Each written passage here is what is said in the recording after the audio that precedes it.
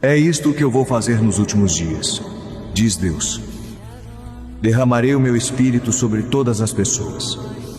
Os filhos e as filhas de vocês anunciarão a minha mensagem.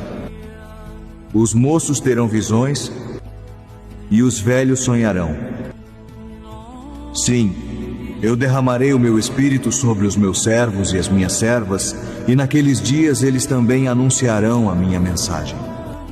Em cima no céu farei com que apareçam coisas espantosas, e embaixo na terra farei milagres. Haverá sangue e fogo e nuvens de fumaça, o sol ficará escuro e a lua se tornará cor de sangue antes que chegue o grande e glorioso dia do Senhor.